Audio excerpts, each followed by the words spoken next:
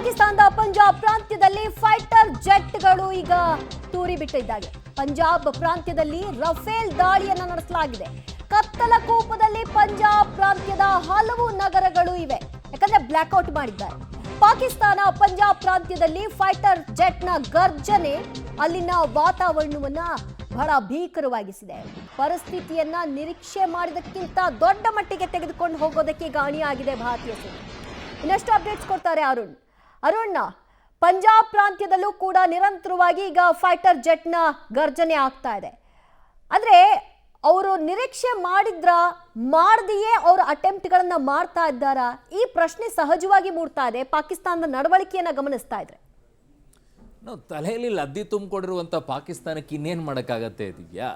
ಯಾವ ರೀತಿಯಾಗಿ ಏಟನ್ನು ಕೊಟ್ಟಿದ್ದೀವಿ. ಭಾರತ ಪಾಕಿಸ್ತಾನದ ಪಂಜಾಬ್ ಪ್ರಾಂತ್ಯದಲ್ಲಿ ನುಗ್ಗಿ ಲಾಹೋರ್ವರೆಗೂ ಕೂಡ ನಾವು ದಾಳಿ ಮಾಡುವಂಥ ಕೆಪಾಸಿಟಿ ಇದೆ ಅನ್ನುವಂಥ ಮಟ್ಟಕ್ಕೆ ಇದ್ದಾಗಲೂ ಸಹ ಅವ್ರು ಈ ರೀತಿಯಾದಂಥ ಪ್ರಯತ್ನವನ್ನು ಮಾಡ್ತಾರೆ, ಅಟೆಂಪ್ಟನ್ನು ಮಾಡ್ತಾರೆ ಅನ್ನುವಂಥದ್ದೇ ಆದರೆ ಪಾಕಿಸ್ತಾನಕ್ಕೆ ಯಾವುದೇ ರೀತಿಯಾದಂಥ ಯೋಚನೆಗಳಿಲ್ಲ, ಅವರ ಜನಕ್ಕೆ ಏನಾಗುತ್ತೆ ಅನ್ನುವಂಥದ್ದು. ಬಟ್ ಅವರಿಗೆ ನಾನು ಇಡೀ ಈ ಪಿಕ್ಚರನ್ನು ನೋಡಬೇಕಾದಂಥ ಸಂದರ್ಭದಲ್ಲಿ ಎಲ್ಲವನ್ನ ಕೂಡ ಜೋಡಿಸಿ ನೋಡಬೇಕಾದ್ರೆ ಪಾಕಿಸ್ತಾನಕ್ಕೆ ಒಂದು ಕಾನ್ಫಿಡೆನ್ಸ್ ಬರ್ತಾ ಇದ್ದಂಗೆ ಕಾಣಿಸ್ತಾ ಇದೆ. ಏನು ಅಂತಂದರೆ ನೋಡಿ, ಭಾರತ ಜನರ ಮೇಲೆ ದಾಳಿ ಮಾಡೋದಿಲ್ಲ, ಹಾಗಾಗಿ ನಮ್ಮ ಜನರಿಗೆ ಏನೂ ಆಗೋದಿಲ್ಲ, ನಾವು ಏನು ಬೇಕಾದರೂ ಮಾಡಬಹುದಾ ಅನ್ನುವಂಥ ಯೋಚನೆಯಲ್ಲಿ ಏನಾದರೂ ಪಾಕಿಸ್ತಾನ ಇದೆಯಾ ಅಂತ.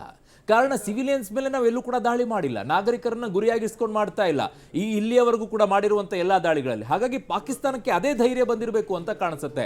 ನಾವು ಏನು ಮಾಡಿದರೂ ಕೂಡ ಭಾರತ ಮಾತ್ರ ನಮ್ಮ ನಾಗರಿಕರಿಗೆ ಏನು ಮಾಡೋದಿಲ್ಲ, ಅದೇ ನಮಗೆ ಸುರಕ್ಷಿತವಾಗಿರೋದು.